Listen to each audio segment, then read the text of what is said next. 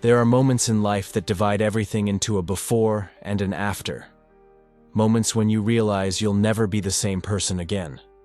Mine happened on an ordinary Saturday morning, in my kitchen in Brooklyn, with a broken sink dripping water everywhere and an upstairs neighbor knocking on my door with a toolbox in hand. I didn't know then that it wasn't just the sink that was about to be fixed. My name is Lucas. I'm 28 years old and work as a graphic designer here in Brooklyn, in a modest apartment in a quiet neighborhood. I work from home, which in theory should be a blessing, but in practice has become my own personal prison. I avoid going out. I avoid people. Not exactly out of shyness, but out of exhaustion. Exhaustion from not being myself. Exhaustion from measuring every word, every gesture, every look. From always asking myself if I'm being too obvious or if I'm hiding too much. It's exhausting living like this, so I simply stopped living. My routine was simple and pathetic. Wake up, make coffee, sit in front of the computer, work, eat whatever required no effort, work a bit more, watch some series without paying attention, sleep. Repeat. Weekend? Same thing, just with the illusion that I had a choice. My only social contacts were messages from clients complaining about deadlines and the super greeting me in the hallway. Sometimes I'd go days without speaking out loud, just me and my thoughts, which were never good company. That Saturday, the kitchen sink just gave up. I started washing a coffee cup and the pipe underneath the sink exploded, not literally, but close enough. Water started gushing everywhere. I tried to turn off the valve, I managed to, but the damage was already done. The kitchen looked like a kiddie pool. I grabbed every rag I had, threw them on the floor, and crouched there, trying to contain the disaster while thinking about how my life was just as broken as that damn sink. I didn't know what to do. I'm not the kind of person who fixes things. I design logos. I don't mess with plumbing. I thought about calling the super, but it was Saturday morning, and I knew he'd probably tell me to wait until Monday.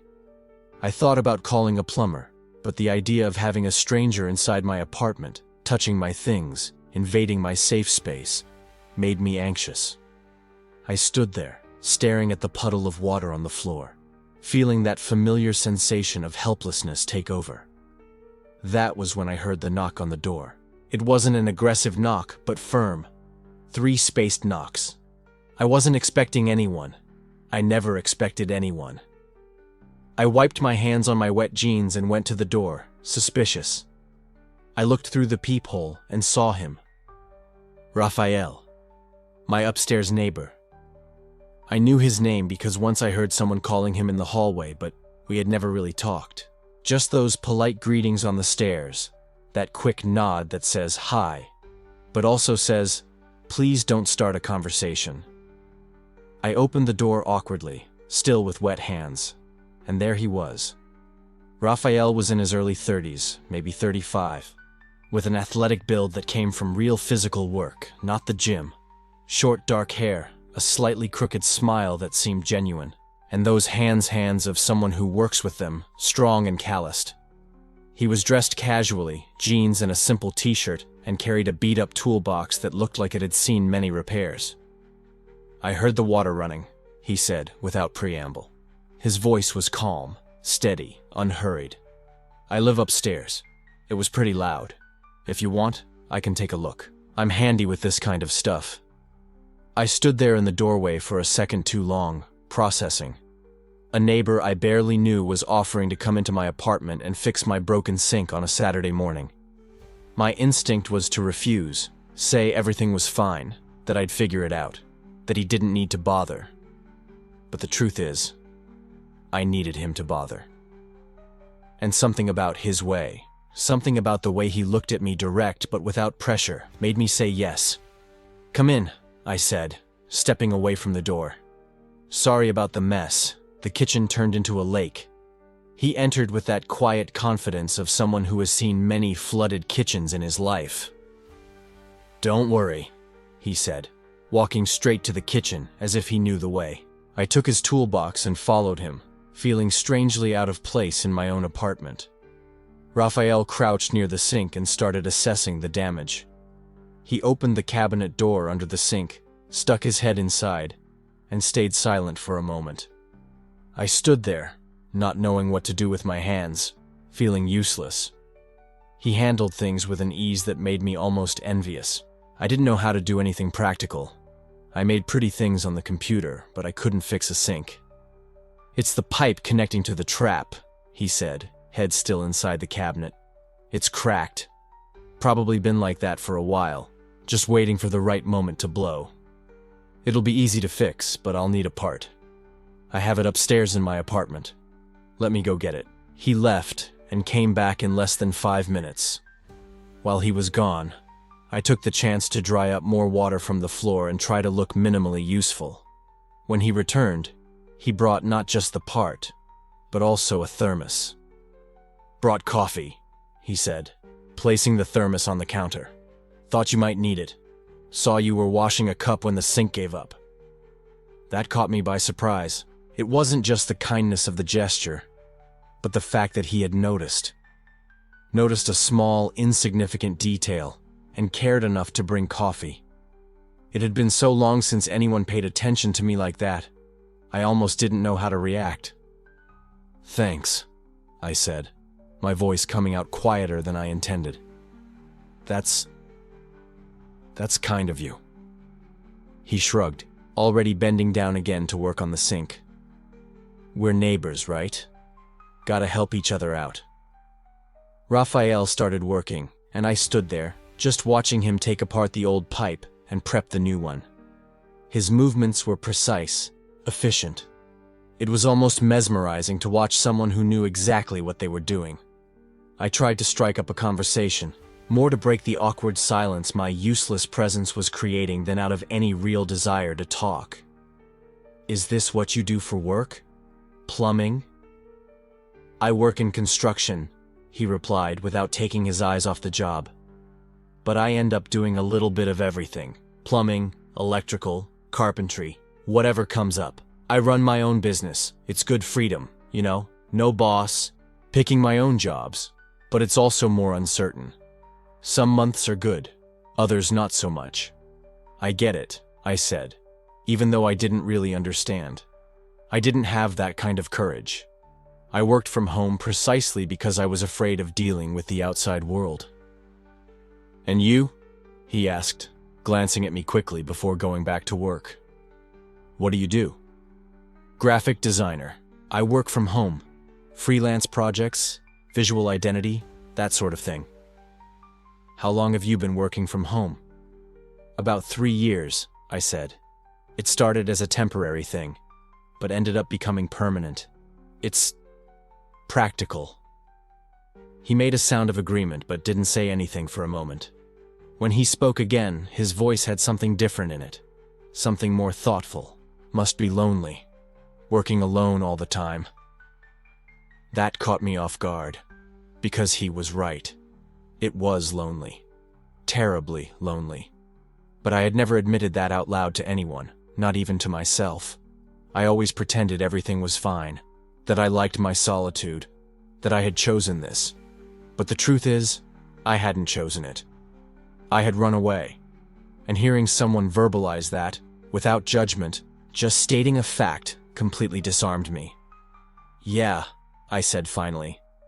"It really is lonely." He didn't press. He didn't ask any more questions. He just kept working, and that silence between us changed quality. It wasn't awkward anymore. It was almost comfortable, like he had opened a door and was waiting for me to decide if I wanted to walk through it or not. After about 20 minutes of work, Raphael stood up and tested the valve.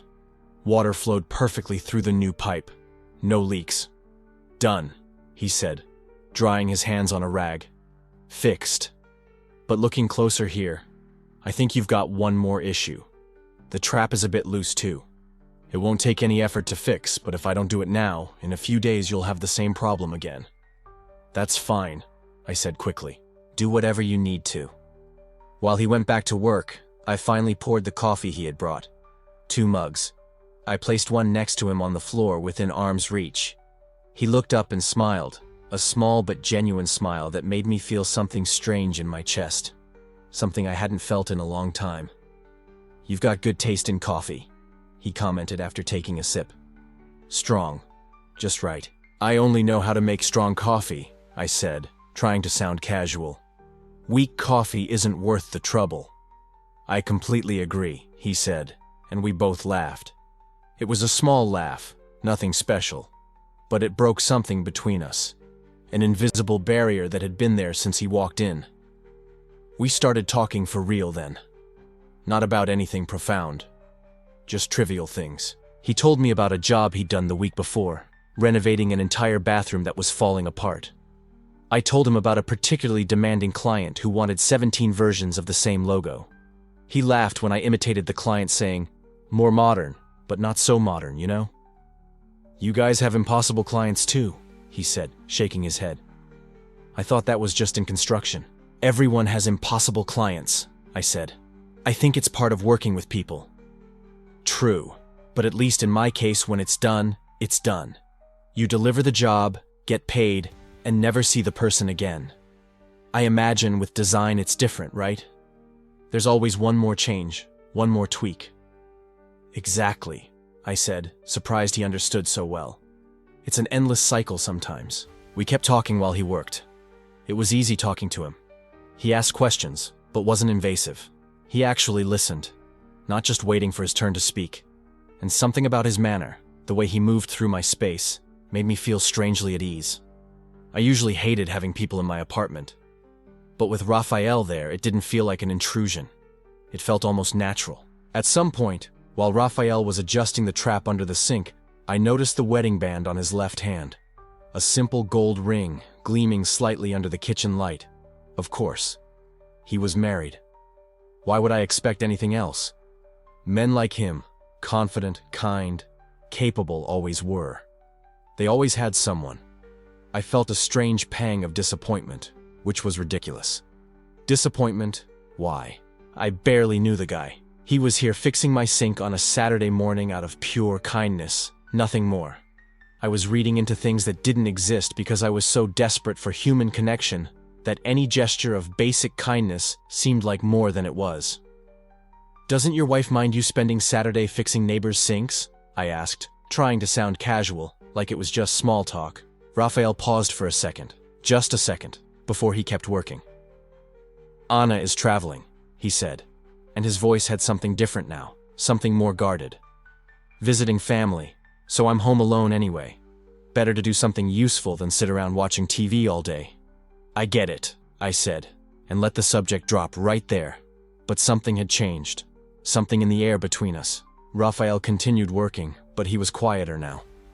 And I stood there, holding my coffee mug, feeling stupid for asking that question, but at the same time curious about that pause, that second of hesitation before he answered. I hardly knew that silence hid something that would change everything. After another 20 minutes, Raphael stood up and tested everything again. Water flowing perfectly, no leaks. He washed his hands in the newly fixed sink, dried them on a rag, and started packing up his tools. "All set," he said. "Should last a good while now. But if you have any problems, just knock on my door. I'm upstairs." "Thanks, Raphael," I said, and this time my gratitude was genuine, not just polite. "Seriously, you saved my Saturday. I wouldn't have been able to live with a broken sink until Monday." He smiled, that small, genuine smile again. "No problem. It was good to have something to do." We stood there for a moment, him with his toolbox in hand, me with the empty coffee mug, and the silence between us was charged with something I couldn't name. Something unspoken, something hanging in the air like the last wisps of steam from the coffee. That was when he glanced at his watch and grimaced. "Actually," he said, scratching the back of his neck in a clumsy gesture that contrasted with the confidence he'd shown so far. "I think I spoke too soon. This fix is going to take longer than I thought. I need to change one more part, but I'll have to go buy it at the hardware store, and they close early on Saturdays. I'll have to go now and come back later." He paused, as if weighing his words. "It'll take another 2 or 3 hours total. If you don't mind the company, I can finish it today. I've got nothing planned. But if you have things to do, I can come back another day." I should have said yes, that he could come back another day. that I didn't want to take up any more of his time. But that's not what came out of my mouth. "I don't mind the company," I said, and I realized it was true. "Come back when you get the part. I'll be here." Raphael smiled again, and this time the smile reached his eyes. "Cool," he said. "I'll be right back then." He left, and I stayed there in my kitchen, surrounded by the silence I knew so well, but that now seemed different. Heavier. Emptier. I looked at the half-fixed sink, at the tools he'd left there, at the empty coffee thermos on the counter, and for the first time in a long time, I didn't want to be alone. I didn't know how much time had passed since Raphael left to get the parts. Maybe 20 minutes. Maybe an hour. I had completely lost track of time there, standing in my kitchen, staring at the tools he'd left scattered across the counter. A wrench, a piece of old pipe, the empty coffee thermos. I caught myself thinking about him, the way he had talked to me, his smile, warm and genuine, as if we'd known each other for years, and weren't just neighbors who exchanged polite greetings in the elevator. There was something there I couldn't name, an ease, an openness I wasn't used to feeling with strangers. I shook my head. I was getting ahead of myself. Raphael was married. I'd seen the ring on his finger from the first second he walked in here. Besides, what was I doing? Imagining things that didn't exist, creating connections where there was only neighborly kindness? But then I heard the doorbell, and my heart gave a ridiculous skip in my chest. When I opened the door, there he was again, holding a bag of hardware and wearing that same crooked smile that seemed to say he was as comfortable here as in his own home. "Can I come in again, or do you already regret letting me destroy your kitchen?" I laughed. Unintentionally. "It just happened. You didn't destroy anything. Come in. The damage was already done before you got here." He walked in, set the bag on the floor, and went back under the sink with impressive naturalness, as if that was his place. As if being there, in that cramped kitchen with me, was the most normal thing in the world. And maybe it was. But for me, it wasn't. "Thought it would just be tightening a few screws," he said as he examined the pipes. "But looking at it now, this is in worse shape than I thought. It's gonna take more time." He lifted his head and looked at me from under the sink, as if asking for permission to continue. As if I would complain. As if I wasn't secretly relieved that he wasn't leaving so soon. "No problem," I said. "I don't have anything to do today anyway." It was true, or almost. I had some design projects to review, but nothing that couldn't wait. And honestly, I didn't want him to leave. I didn't want to go back to the silence that filled every corner of this apartment every day of the week. "What do you do for work, Lucas?" Raphael asked. And I realized it was the first time he'd said my name. It sounded strange. Good. As if he had been saving it, waiting for the right moment to use it. "Graphic designer. Work from home, freelancer. Ah, I get it. So you stay here all day by yourself?" The question was simple, but something about the way he said it made it seem like more than that. As if he was asking if I was lonely, if I chose this, or if it was just the way things had turned out. "Yeah," I said. "It's more practical this way. I avoid traffic, save time, can focus better." It was a lie. Or at least, only half the truth. The whole truth was that I worked from home because it was easier. Because I didn't have to pretend all day. Because I didn't have to deal with questions about a girlfriend, about my love life, about why I never joined the guys after work. But I wasn't going to tell him that. Raphael kept working, but I felt like he had heard more than what I had said. He had this way of listening, like he was paying real attention, like every word mattered. "I understand," he said after a while. "Sometimes it's easier to be alone than to have to explain who you are all the time." I froze. What had he just said? I looked at him, but Raphael was focused on the pipe, adjusting something with the wrench, as if he hadn't just said something that hit me right in the chest. "Yeah," I murmured. "Sometimes it is." We stayed silent for a few minutes, but it wasn't an uncomfortable silence. It was the kind of silence that happens when two people understand something without needing to talk about it. When the unspoken words say more than any conversation could. Then Raphael stood up, wiped his hands on an old rag he had brought, and leaned against the counter next to me. We were so close I could smell him. Sweat mixed with soap. Honest work. Something real. "And you?" I asked, trying to keep my voice steady. "What's it like working alone?" "I imagine it's similar." He gave a small smile, but it wasn't happy. It was the kind of smile that hid something. "It is, and it isn't. I work alone, but at home. I'm not alone." He twisted the ring on his finger. It was such a small movement, so fast, that I almost didn't notice. But I did. "You're married," I said. It wasn't a question. "I am. 5 years." He didn't say anything else, and I didn't ask. But something in his voice, in the way he spoke, made me feel that it wasn't simple, that there was more there than a happy 5-year marriage. "And what's it like?" I asked, not knowing exactly what I was asking. Being married, I mean. Raphael took a deep breath. He looked at my kitchen window, at the dull view of the building next door. His eyes were distant, as if he was seeing something I couldn't see. "It's complicated," he finally said. "Sometimes you wake up and realize you're living the life everyone expected you to live, and not your own." My heart beat faster. I knew exactly what he was talking about. I knew because I had done that my whole life. Living the way people expected. Hiding who I really was because it was safer. Because it was easier. "Do you feel trapped?" I asked quietly. He turned his head and looked at me, in the eyes, directly. And for the first time, I saw. I really saw. Fear. Confusion. Truth. "Sometimes," he admitted, "I feel trapped." We stood there, still, looking at each other. And I didn't know what to say.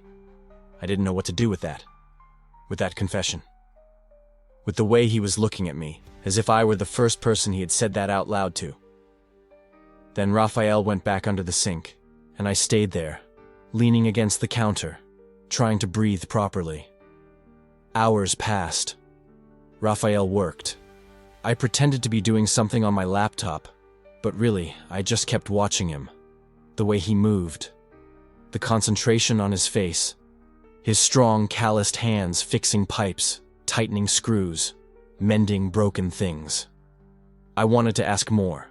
I wanted to know what he meant by trapped. I wanted to understand if there was something there, between us, or if I was just projecting my own desires onto a kind neighbor who had come to fix my sink. But I was afraid. Afraid of being wrong. Afraid of ruining it, whatever it was. So I stayed quiet. Until Raphael stopped working, sat on the kitchen floor with his back against the cabinet, and looked at me with an expression I had never seen before. Tired, vulnerable, honest. "Lucas," he said, and my name in his mouth sounded different again. Heavier. More important. "Yes? Are you happy?" The question caught me completely off guard. No one had ever asked me that. Not like that. Not looking into my eyes as if the answer really mattered.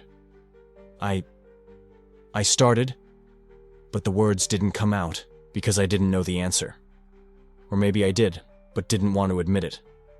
"I don't know," I said finally. "I think I'm functional. I function.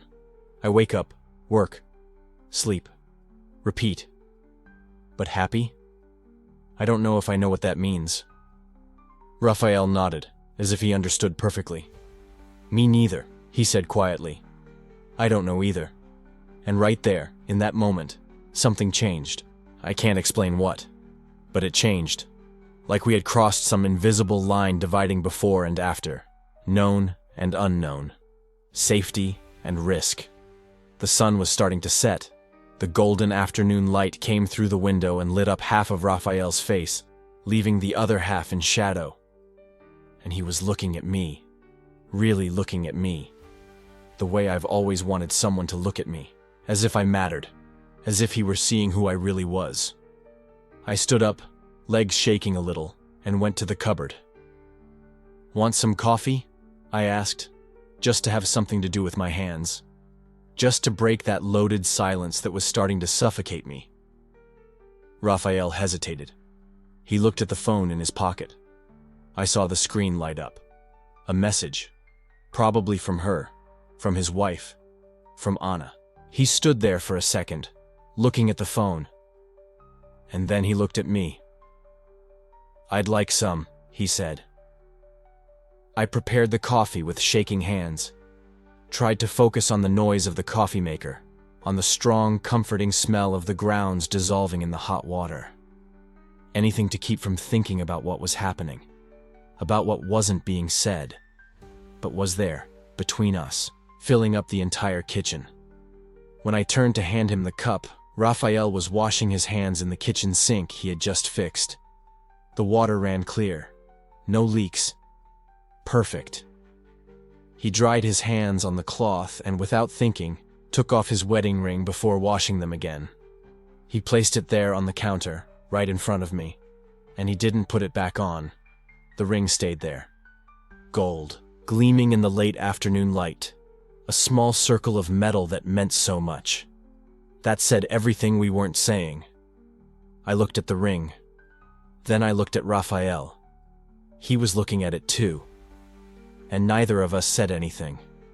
But it was as if we were saying everything.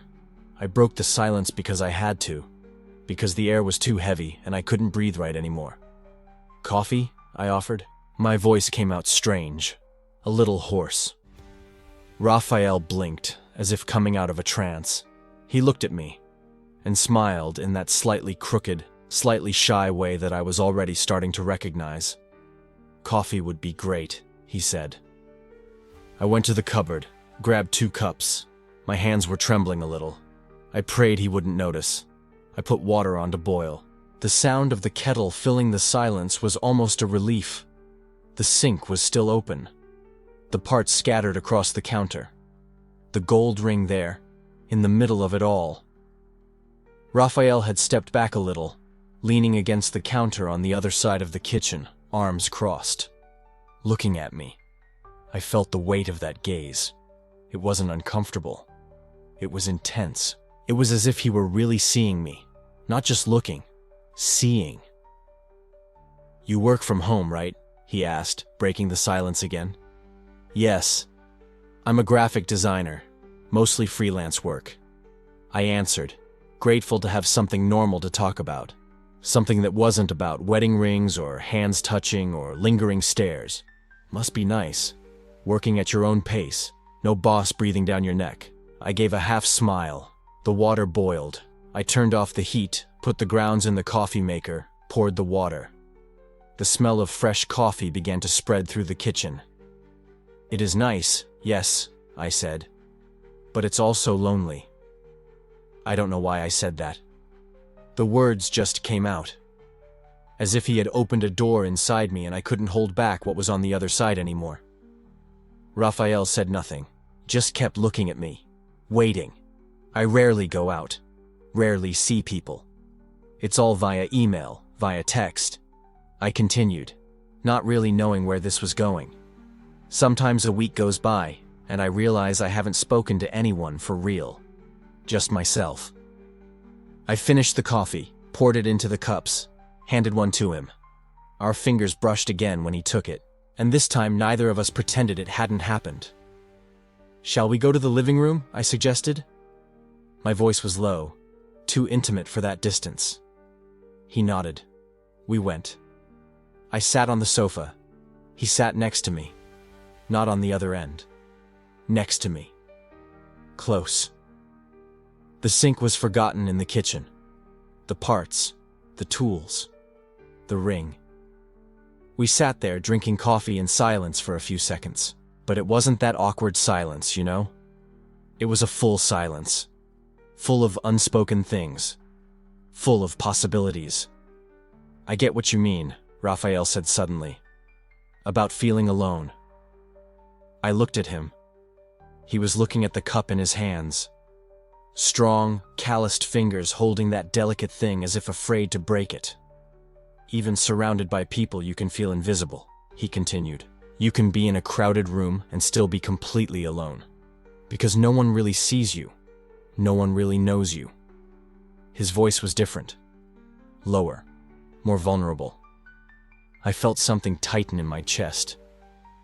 "That's exactly it," I whispered. He looked up, looked at me, and for a second I was sure he knew. Somehow, he knew. "Do you feel that way?" I asked, my voice almost failing. "With your wife?" I shouldn't have asked.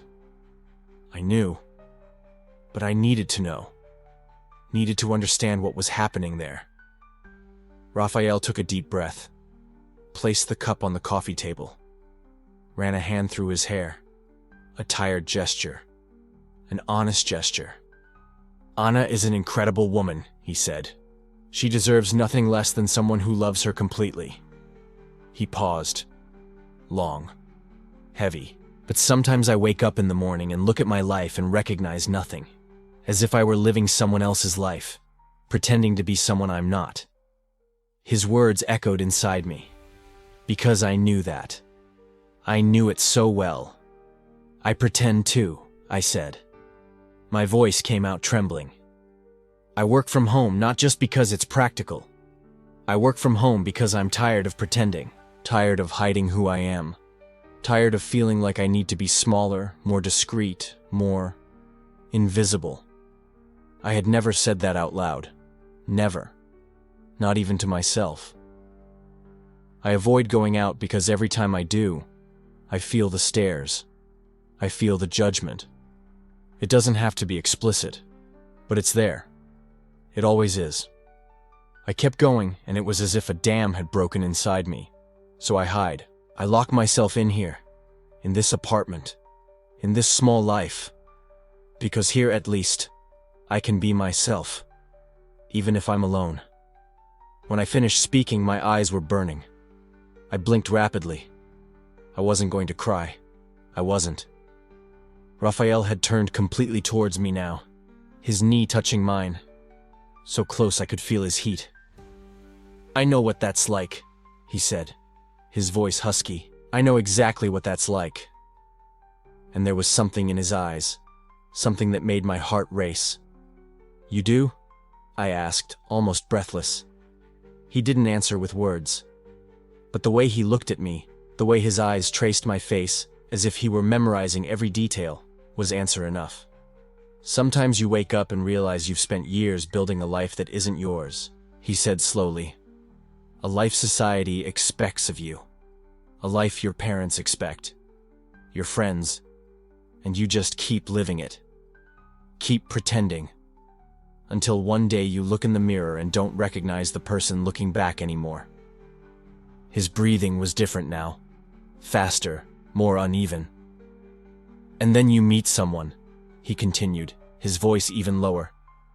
"And suddenly, you feel seen. Truly seen. For the first time in years. And that is both terrifying and liberating at the same time." My heart was pounding so hard I was sure he could hear it. "Raphael," I started, but I didn't know what to say. The distance between us was shrinking. I don't even know who moved first. Maybe both of us at the same time. But suddenly we were closer, our knees touching, our shoulders almost brushing. I could feel his breath on my face. I could see small details I hadn't noticed before. A small scar near his eyebrow. The hairs a little longer at the nape of his neck. The way the afternoon light streaming through the window made his brown eyes shine with a golden hue. He was looking at me as if he were trying to decide something. As if he were fighting an internal war, and I was fighting a war of my own. Because I knew what was happening. I knew where this was going. And I had to make a choice. I could retreat. I could make a joke. I could get up and get more coffee. I could pretend I wasn't feeling what I was feeling. I could play it safe. I could stay hidden, protected. Or I could be honest. For the first time in so long, I could take a risk. I could be seen. Really seen. And God, I was so scared. But I was also tired of being scared. Raphael leaned slightly forward, just a few inches. But it was enough for me to feel the shift in the air, for me to feel the unspoken question. "Lucas," he whispered. My name sounded different in his mouth. Special. I looked into his eyes, into those eyes that saw me, and I made my decision. I had to choose in that moment, keep hiding or risk everything. Have you ever felt like you couldn't be yourself? The question left my mouth before I could think, before fear could stop me, before logic could convince me it was better to stay silent. Raphael stopped moving, completely, as if time had frozen in that second. He was just inches from me, still leaning forward in that way that made my heart race. And now, with my question hanging in the air between us, I could see something changing in his eyes, something breaking. He began. His voice came out raspy, different. He opened his mouth again, closed it, as if the words were stuck in his throat, as if he had spent his whole life trying not to say them. I looked at him. I waited. My heart was beating so hard I was sure he could hear it. "Yes," Raphael finally said. The word came out like a sigh, like a confession he'd been holding back for years. He pulled back slightly, ran a hand through his hair. That nervous gesture I'd seen a few times that afternoon, but now it was different. Now it had weight. "Every day," he continued, "every day of my life, Lucas." He looked at his own hands. Those rough hands of someone who does hard labor, hands that fix things, hands that, ironically, couldn't fix what was broken inside him. "I married Anna because it was what was expected of me," he said. "Because my parents wanted it. Because my friends were already getting married. Because it seemed like the right path." His voice was getting quieter, more vulnerable. "And I like her. I like her a lot. But liking isn't the same as feeling what I should feel. It's not the same as waking up every day and thinking, this is the person I would choose all over again. This is the person who makes my heart beat faster." He paused, took a deep breath. "I've questioned my sexuality my whole life, Lucas, since I was a teenager, but I always pushed it down deep. I always pretended it was just a phase, that if I ignored it, it would go away." Raphael looked at me, and in that look, I saw so much pain, so much loneliness, so much time living a lie. "But it didn't pass," he whispered. "It never passed. It just got heavier, more suffocating, like I was wearing clothes that didn't fit, every day dressing up as someone I'm not." I felt my throat tighten, because I knew that feeling, intimately. It was exactly what I had felt for years before finally accepting who I was. "You never acted on it?" I asked softly. "Never," he replied immediately. "Not once. Because having the doubt is one thing. But acting on it? That would make it all real. That would mean admitting it, to myself, to the world." He laughed. But there was no humor in that laugh. It was a bitter sound. Sad. "You know what's funny? I fix things for a living. I go into people's homes and solve their problems. But I can't solve my own. I can't fix what's broken inside here." He touched his chest, right over his heart. "And today," he continued, "when I came up here to fix your sink, when I started talking to you, when you were so honest about hiding, about being afraid of being judged, I felt something I haven't felt in years." "What?" My voice came out almost inaudible. Raphael looked me in the eyes, directly, unflinchingly. "Hope," he said. "Hope that maybe, just maybe, I could stop pretending. At least for a moment. At least here. With you." The silence that followed was thick, charged, but it wasn't uncomfortable. It was the kind of silence of a door opening. I didn't know what to do. Part of me wanted to hug him, to say it was okay, that I understood. Because I did. Deeply. But another part of me was afraid. Because this was real. This wasn't just an abstract conversation about authenticity. This was a married man admitting he felt something for me. This had consequences. "Rafa," I began. He raised his hand, interrupting. "I know," he said. "I know this is complicated. I know I'm married. I know this is wrong in every possible sense. But for the first time in my life, Lucas, I want to be honest. I need to be honest. Honest about what? I asked, though I already knew the answer. About the fact that since I got here today, I can't stop looking at you.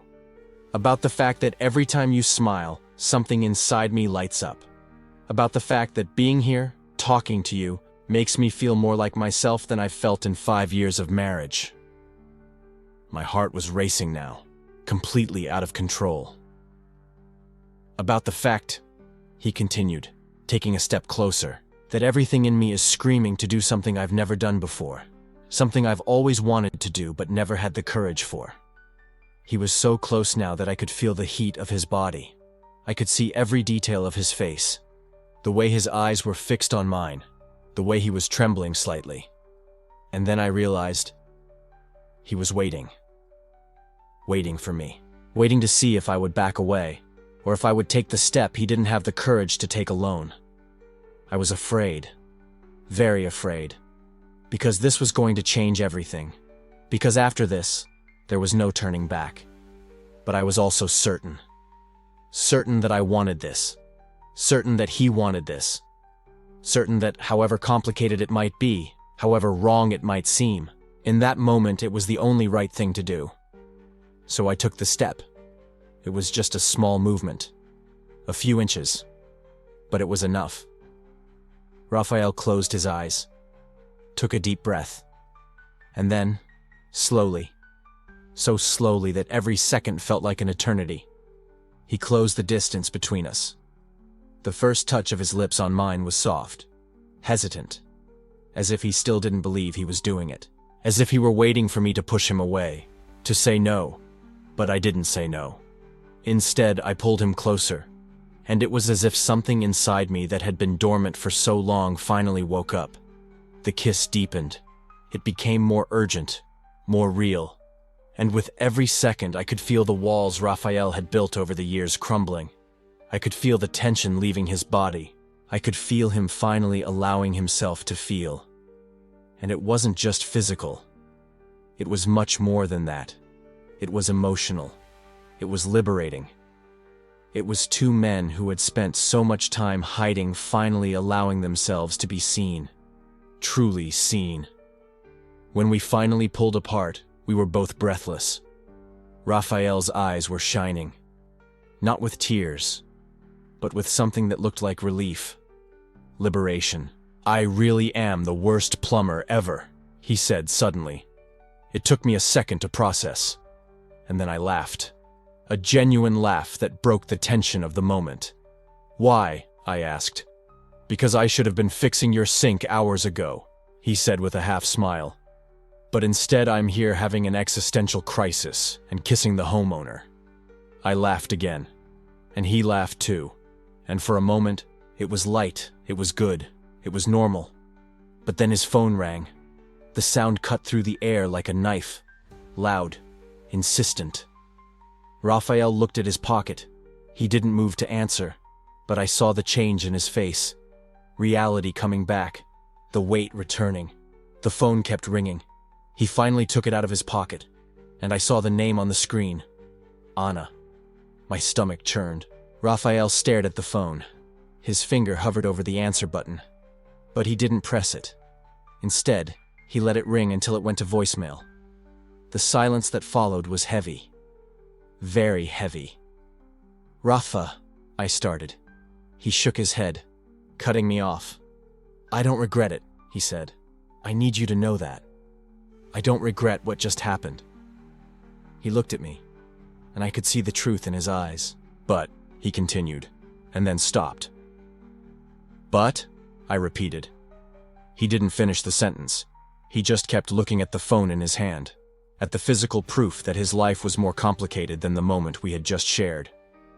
We sat there, in silence, both knowing that something had changed, that a line had been crossed, and that now reality was knocking at the door, demanding to be faced. Reality has a specific weight. You don't feel it coming until it's completely on top of you, crushing your chest, making every breath a reminder that the world outside still exists. And in that moment, sitting on my couch, his phone blinking silently on the coffee table. The weight was almost unbearable. We sat in silence. A heavy silence, loaded with everything that had just happened. With everything we couldn't undo. With everything we knew was coming next. Raphael looked at the phone as if it were a grenade about to explode. I looked at him, trying to etch every detail of that moment into my memory. Because some part of me already knew that moments like this don't last. They can't last. Finally, he spoke, his voice low, almost a whisper. "I should feel guilty," he said. "I should be panicking right now." "But you aren't?"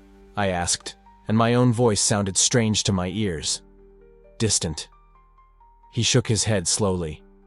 "No, I'm not." He picked up the phone, looked at the screen. 3 unread messages. Anna, I assumed. He slid his finger across the screen but didn't open any of them.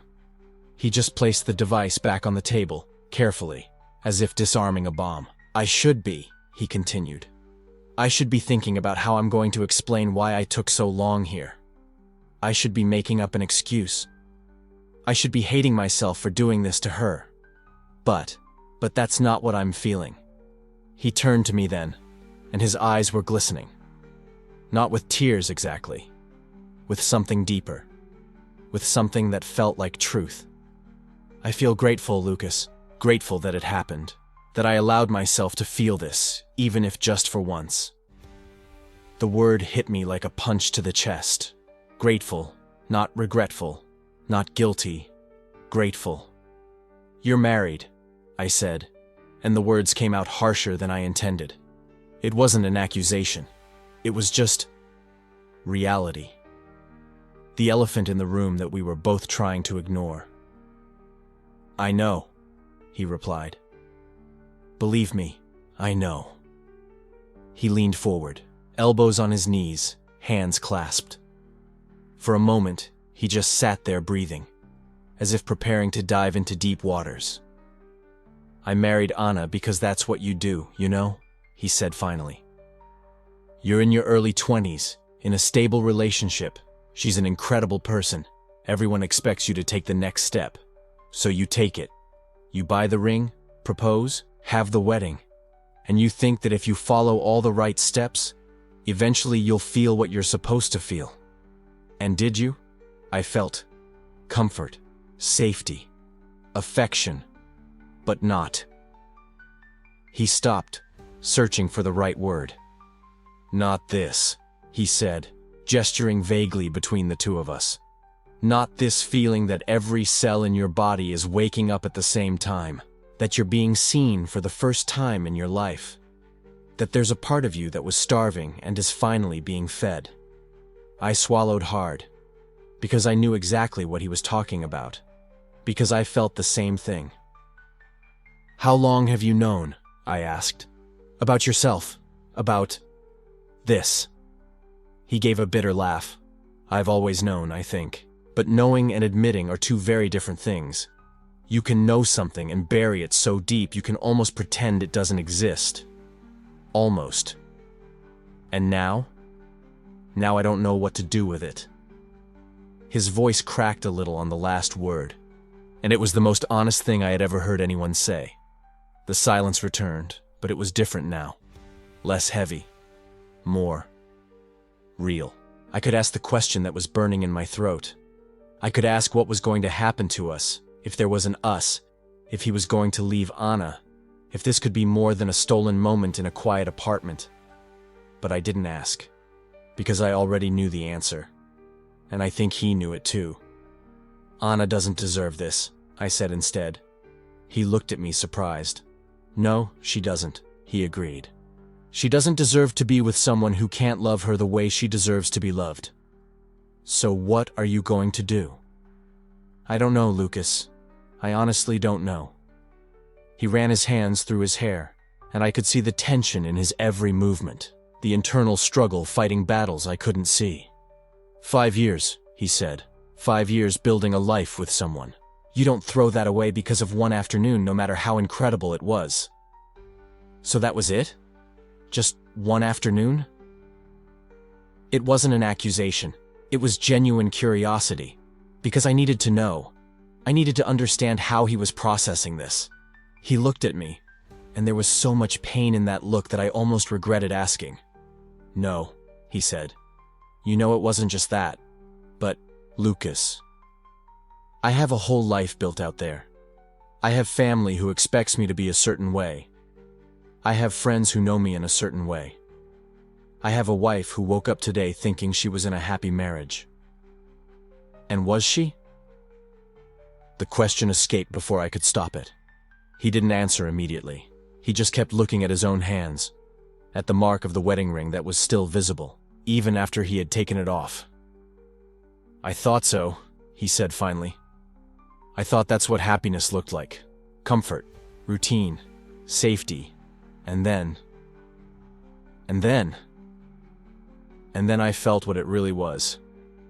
And now I don't know how to go back to pretending." The words hung in the air between us.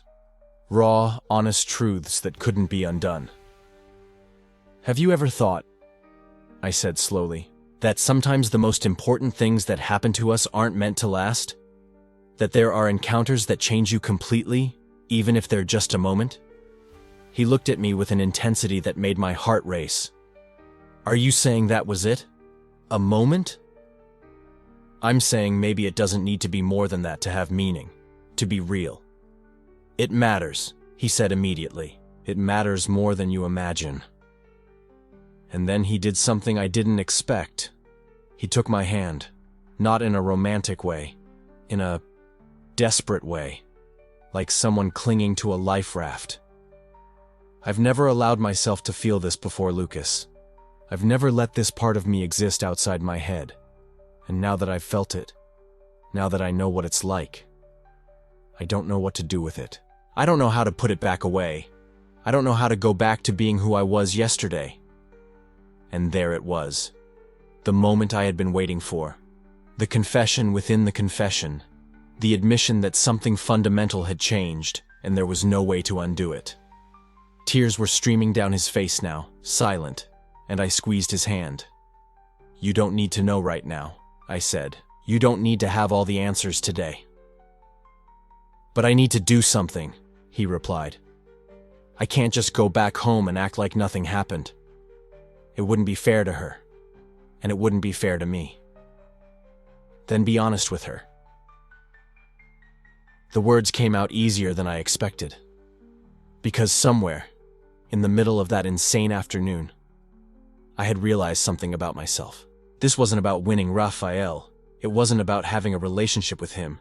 It was about him accepting himself. And about me accepting myself too. "Do you think I should tell her?" he asked, and there was so much fear in his voice that it hurt. "I think you can't build a true life on lies," I said. "And I think you deserve to have a true life, even if it's scary, even if it's hard." He let go of my hand and leaned back on the sofa, looking at the ceiling as if searching for answers written there. "What if I lose everything? And what if you gain yourself?" He laughed, a humorless sound. "You talk as if it were simple." "It's not simple," I said, "but it's true." We sat there in the growing darkness of my apartment. Afternoon had given way to night without us noticing. Shadows stretched across the walls, and the only light came from the reflection of the windows of the surrounding buildings. Eventually, Raphael stood up, slowly, as if every movement hurt. "I need to go," he said. "I know." I didn't get up to stop him. I didn't ask him to stay, because doing that would be selfish. It would be putting what I wanted above what he needed. And that wasn't love. That was possession. And I had lived too long knowing the difference. He walked to the door, and I followed him. Every step seemed to echo in the silence of the apartment. At the door, he stopped, hand on the doorknob, but he didn't turn it. "I don't know what will happen after this," he said. "Neither do I. We might not speak again. I know." Finally, he turned around, and there were so many unspoken things in his eyes that I could have spent hours trying to read them all. "Thank you," he said, "for letting me be honest, for not judging me, for this." He gestured vaguely, encompassing everything. The afternoon, the conversation, the moment of vulnerability that neither of us had planned. I didn't answer. I didn't need to, because some things go beyond words. He opened the door, and the sound of the hallway invaded my apartment.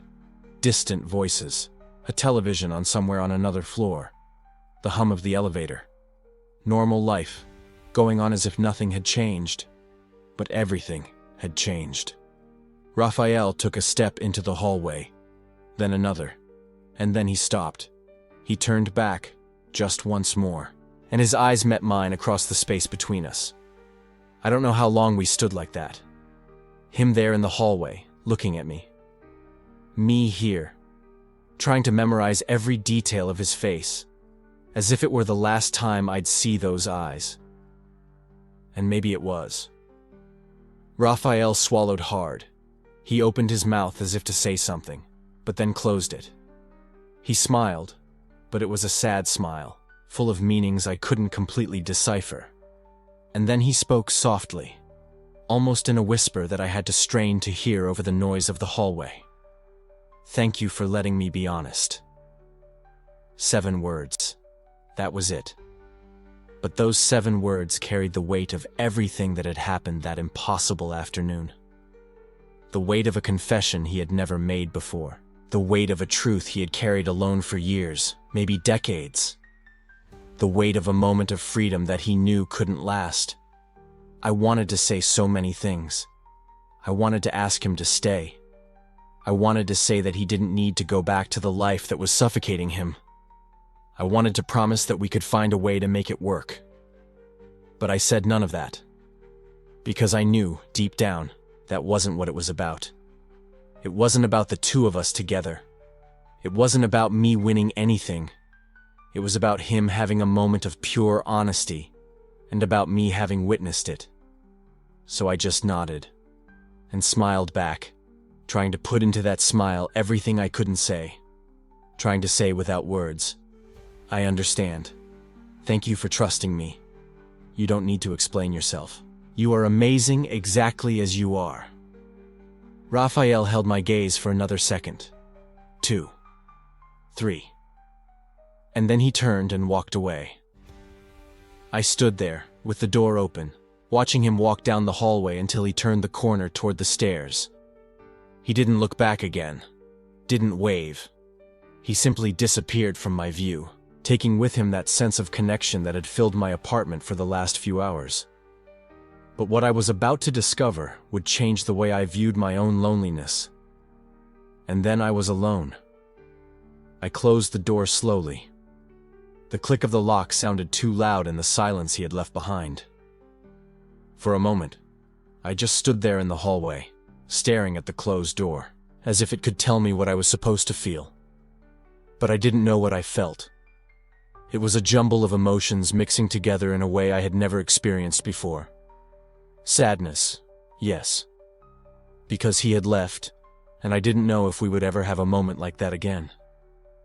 Maybe we would never have another conversation that wasn't just polite and superficial in the elevator. Maybe we would go back to being just neighbors exchanging meaningless good mornings. But there was also joy. A strange, unexpected joy, bubbling in my chest even amidst the sadness. Because that encounter had happened. Because for a few hours, I had experienced something I thought I never would. A true connection with someone who really saw me. And more than that, something inside me had changed. Something fundamental. Something I couldn't name yet, but that I felt with every fiber of my being. I walked back to the living room. The apartment felt different now. Emptier, obviously. But there was something else. A lightness that wasn't there before, as if the air had been cleared after a storm. I went into the kitchen without thinking much, and that's when I saw it. The sink. The damn sink that had started everything was there, gleaming and perfectly functional. Raphael had finished the repair before leaving. Probably before we went to the living room, he had, on autopilot from years of experience, put the pieces back in place, tightened the screws, tested the water pressure, left everything working perfectly. I turned on the faucet. The water ran clear, steady, without a single leak. The constant noise that had annoyed me for days was completely gone. It was perfect. And I started to laugh. It was a strange laugh, kind of hysterical, that started low but grew until it filled the kitchen. And then, unexpectedly, the laughter turned into crying. Or maybe it was both at the same time. I was there, standing in front of the repaired sink, laughing and crying, with tears streaming down my face while my shoulders shook. Because it was absurd. It was completely absurd. He had come to fix the sink. It was supposed to be a simple thing, transactional. 15 minutes, tops. Tighten a few screws, change a part, and that's it. He would leave, and life would go on exactly as it was before. But instead, everything had changed.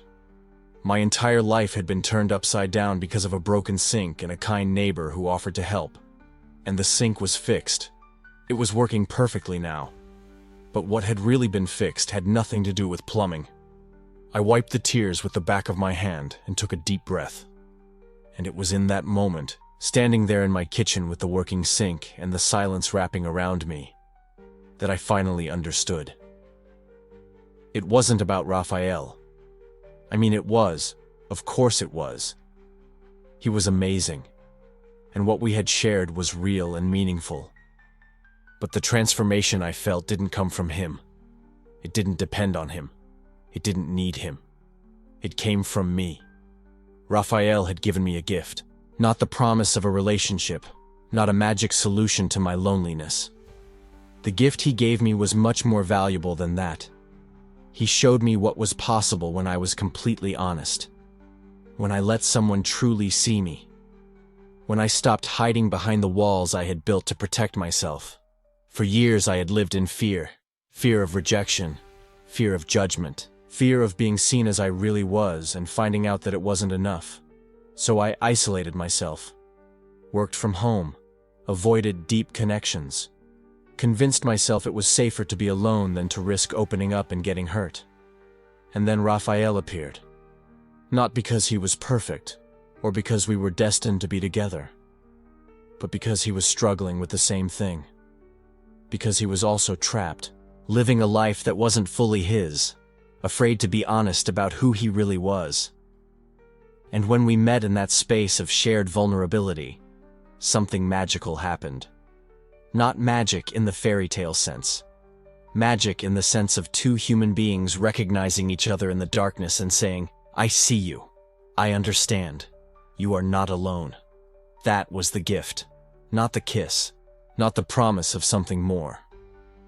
The gift was the reminder that I didn't need to live in fear. That being seen was terrifying. Yes, but it was also liberating. That there were people in the world who could understand me, accept me, value me exactly as I was. And more importantly, I could do that for myself. I could see myself, accept myself, value myself. I didn't need to wait for someone else to give me permission to exist fully. I thought about Raphael, heading back to his apartment, back to Anna, to his life, to all the complexities he would have to face now. I didn't know what was going to happen to him.